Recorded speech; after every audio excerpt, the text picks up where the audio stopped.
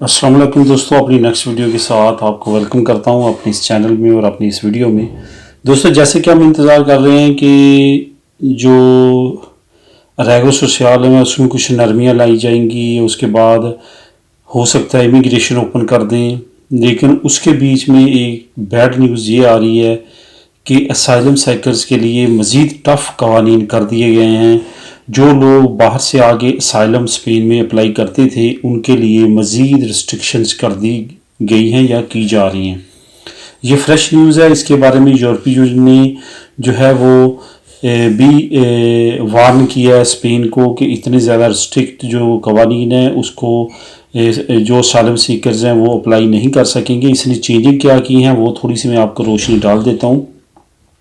Spain ने दो जगहों पे चेंजिंग की है। एक तो ये कि पहले जब कोई भी स्पेन में इंटर होता था उसको तकरीबन 3 महीने का टाइम दिया जाता था कि वो अपना असाइलम जो है वो अप्लाई कर सकेगा जब भी कि यहाँ पे इंटर होता था।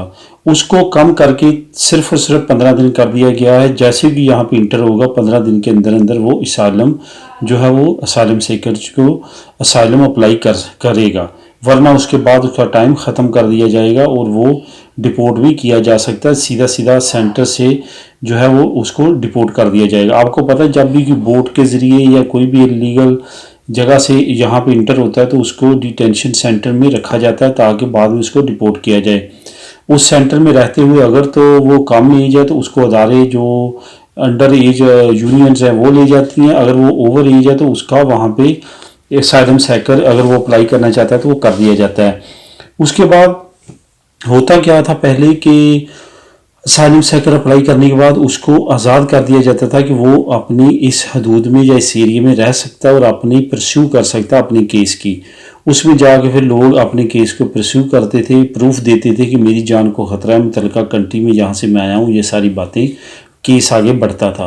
लेकिन अब क्या कर दिया गया है कि अब वो 3 महीने के टाइम को कम करके सिर्फ 15 दिन कर दिया गया है। उसके बाद बहुत जल्द जो है असाइलम सीकर्स के रिज़ल्ट आने का भी ऐलान किया गया है कि बहुत कम अरसे में उनके केसेस को निपटाया जाएगा। जो कि आपको पता है कि जब वो जल्द निपटाएंगे, अगर रिजेक्ट करेंगे तो वो सीधा आपको डिटेंशन सेंटर से डिपोर्ट कर देंगे।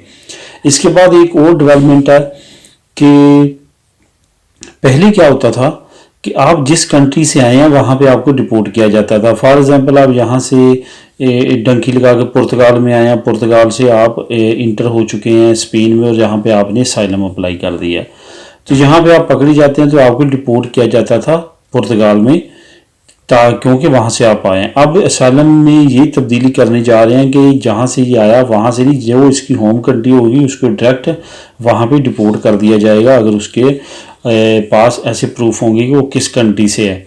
जहाँ पे आगे थोड़ी सी छूट ये हो सकती है कि अगर आपका मुतलका कौंसलेट या सफारतखाना आपको डॉक्यूमेंट्स नहीं बना के देता तो बचत हो सकती है, लेकिन इनके मुआहदे मुख्तलिफ कंट्रीज़ के साथ भी जारी हैं ताकि जल्द से जल्द सफरी दस्तावेज़ बना के उसको डिपोर्ट किया जाए।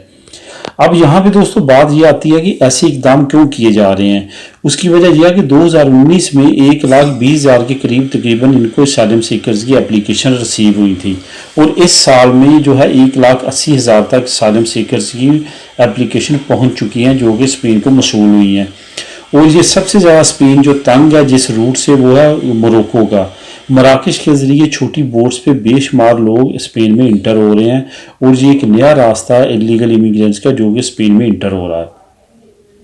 और ये स्पेन वाले ऐसे स्पेशली इस रूट से बहुत ज़्यादा परेशान है और ये नई से नई रिस्ट्रिक्शंस आ रही हैं और वहाँ से जो 80-90% लोग आते हैं वो आके असाइलम अप्लाई करते हैं क्योंकि असाइलम में उनको डिटेंशन सेंटर से मौका मिल जाता है बाहर निकलने का और बाहर रह के आज़ादाना तौर पे अपने केस को परस्यू करने का। इस वजह से वो फ़ौरन असाइलम अप्लाई कर देते हैं। तो इसको मज़ीद स्ट्रिक्ट कर रही है स्पेन की गवर्नमेंट और इसकी रिस्ट्रिक्शंस के पीछे आपको पता ही है कि यहाँ की माशी बदहाली भी है।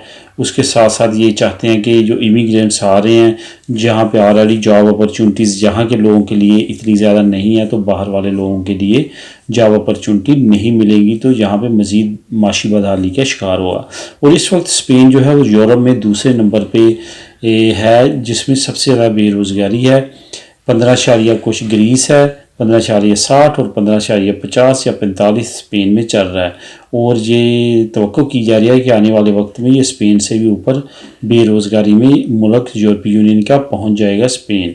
तो इस वजह से यहाँ पे काफ़ी ज़्यादा कंडीशंस ख़राब है माशी तौर पे। तो इस तरह से ये नए नए कवानीन ला के अपने आप को माशी तौर पे मज़ीद प्रॉब्लम्स में घिरने से बचाना चाहते हैं। तो ये है दोस्तों नई डेवलपमेंट जो मैंने आप लोगों के साथ शेयर करनी थी। तो उम्मीद है इंशाल्लाह ताला आने वाले वक्त में कि अच्छी खबरें भी आएंगी इमिग्रेंट्स के लिए। फ़िलहाल तो ये आपके साथ एक बुरी खबर थी जो शेयर करनी थी। मिलेंगे अपनी अगली वीडियो में, तब तक के लिए अल्लाह हाफ़िज़।